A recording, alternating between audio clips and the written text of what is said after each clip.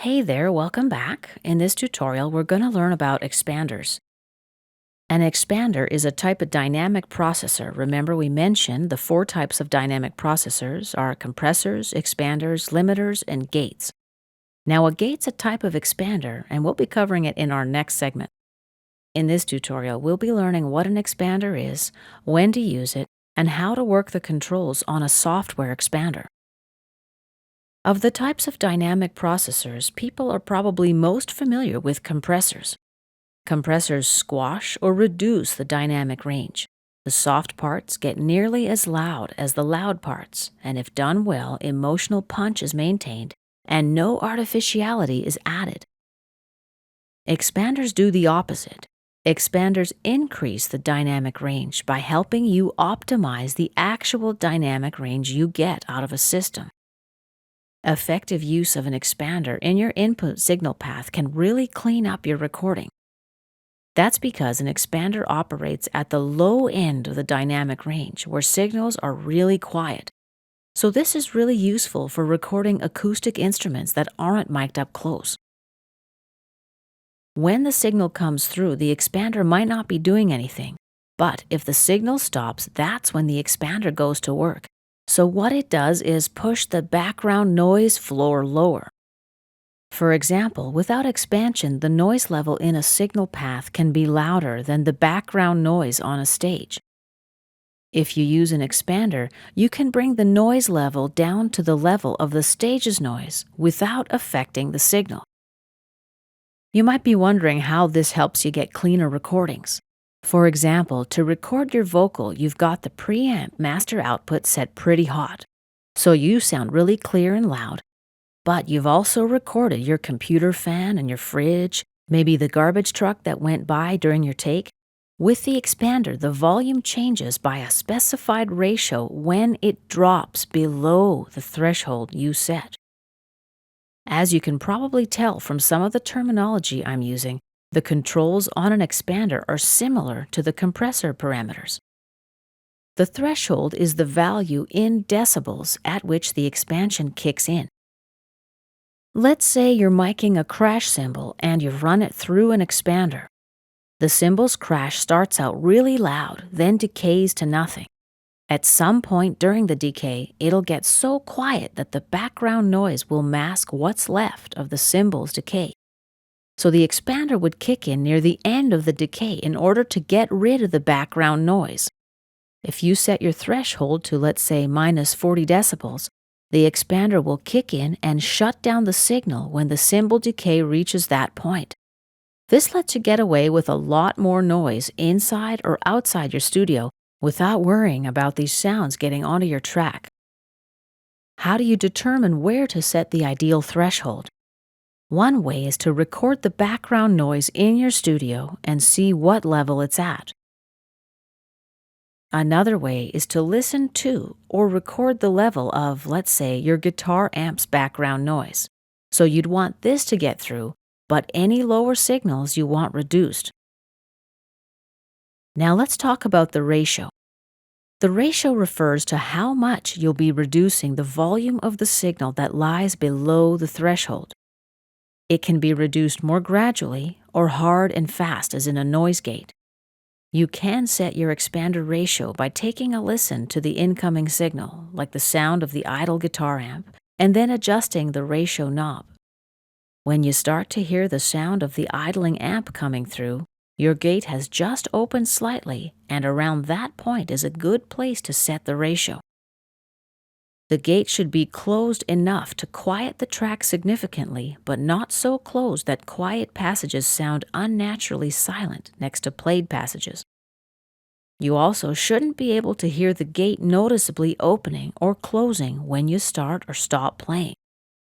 When you're using an expander, it's a good idea to test the input signal or the recorded signal with different settings to see how it affects the bottom end.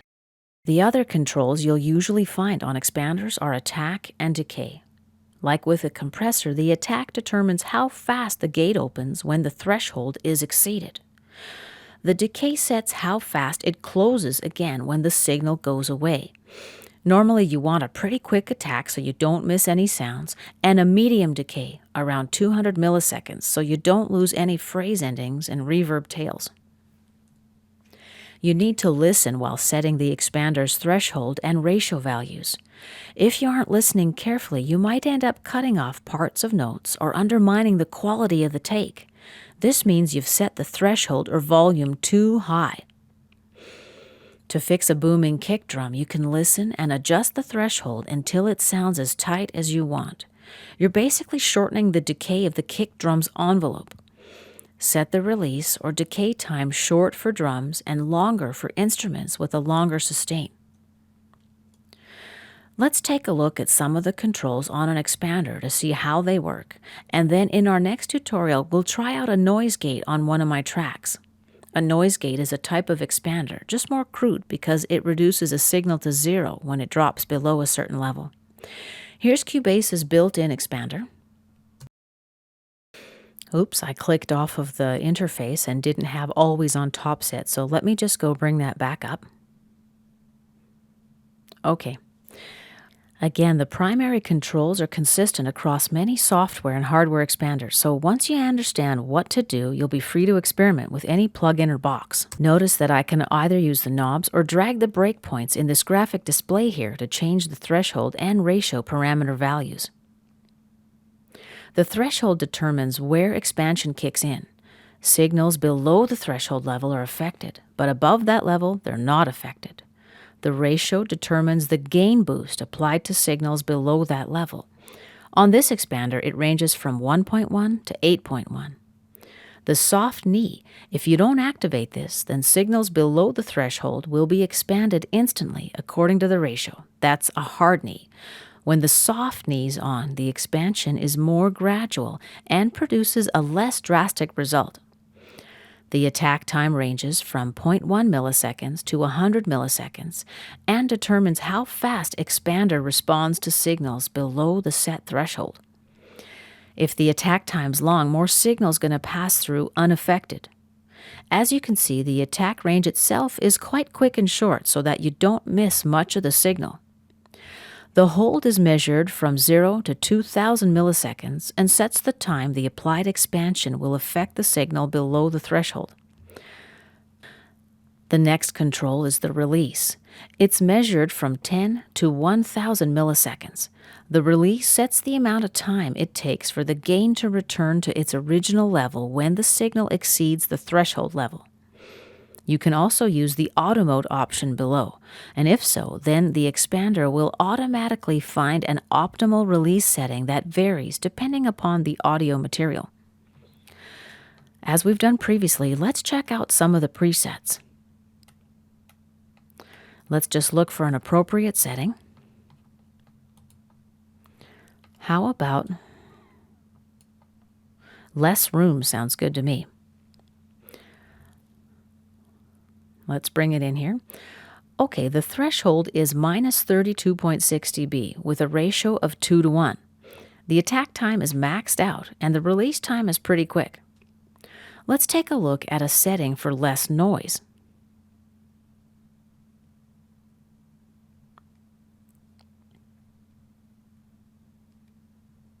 So here the threshold is higher at minus 24, but the ratio's lower. The attack time's lower, and the release time's the same. Let's take a look at an instrument preset. Let's say tight percussion.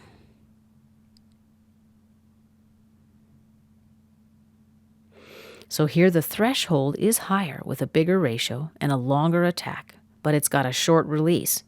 And conveniently, the graphic display on the right shows us exactly what the expansion process is going to do. This concludes our tutorial about expanders. In our next tutorial, we're going to learn how to use a noise gate, a very common type of software expander.